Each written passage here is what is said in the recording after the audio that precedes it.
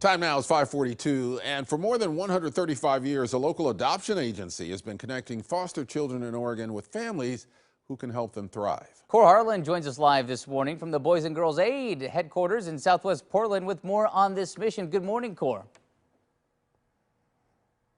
Good morning, Travis. Good morning, Ken. We are here this morning looking for 500 adult families in the Portland area here who could serve as foster parents for a lot of kids who really could use the support at some pretty traumatic times of their lives. This is Katie Matten with me here this morning, who's essentially the recruiter, recruiting for foster parents in the Portland area and beyond, actually.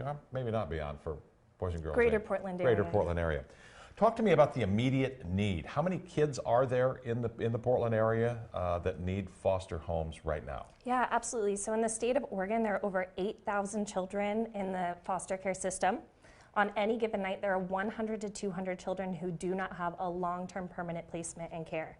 Right now in the greater Portland area, we're in need of at least 500 homes for kids waiting for foster care. So those spots get filled, kids get placed in there, and that 500 of them, that's a pretty dramatic number. Now, has that been affected by the pandemic at all? Absolutely. Yeah? People are less willing to foster because things feel unstable. They just really don't know what's going on. It's hard for them to make a long-term decision like committing to foster care. Two questions next now. How do the kids find themselves in need of foster care, one? Yeah, so youth are in foster care by no fault of their own. It's usually because they've experienced abuse or neglect, and the state has determined it's unsafe for them to stay in their biological homes or family of origin, so they come into the foster care system and attempt to be in a safe, stable environment.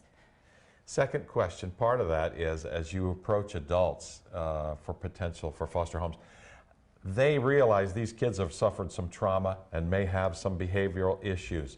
That's got to be a big hump to get a lot of people over. How do you do that? Absolutely. So if you want to foster, you just need to have patience and empathy and the motivation to make a difference in the life of a child.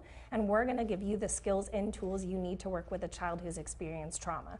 We're going to help you understand how to meet them where they're at, how to communicate with them, and how to create a safe, stable, and caring environment for the youth. And if things get hard, because they do, foster care is really challenging, you've got a team behind you who's going to help you every step of the way. Right.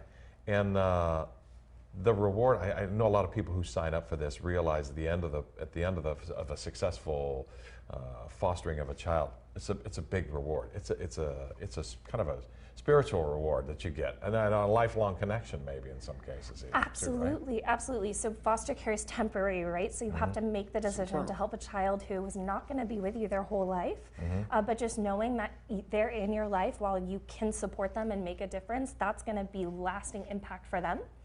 We have a child who was in one of our programs here at Boys and Girls Aid. His name is Tyler, and he's now transitioned out. He's living in his own apartment. He's getting job coaching, support like that, and his former foster parent is teaching him how to drive. So they still have that relationship and connection. The commitment is anywhere from a couple months to a couple years, right? Yeah, absolutely. Yeah. And 10 seconds or so, how do people, if they're watching this morning, maybe want to volunteer and step forward a little bit, provide a foster home for some kid, how do they do it? You got to go to boysandgirlsaid.org. That's our website. You can find all the information about our programs and services, the next step for fostering. You can connect with an outreach specialist like me. We're going to have a conversation about what it takes and whether or not you're going to be a good fit, and we'll help you make a lasting difference in the life of a child. There's a program that people have to go through, a couple months of a little training just to get the hang of how to do this, because there's some special needs going on here. Or give Katie a call directly. You don't go to the website, give her a call. Fill up her voicemail today. 500 places that kids need to call a stable home environment here in the Portland area existing right now. Boys and Girls Aid has done this, as you mentioned, Ken and Travis, for a long time. The pandemic has negatively affected the number of parents and adults that are in the system, and they would really like to replenish that as we kind of come out of the pandemic here and get life back to a little bit of normal. Yeah, and you've given us some good background as to what's involved in being a foster parent. So hopefully some of our viewers out there will take heed and step in to help, because there are lots of kids out there who need it. Thank you very much, Kohr. Yeah, appreciate it, Kohr.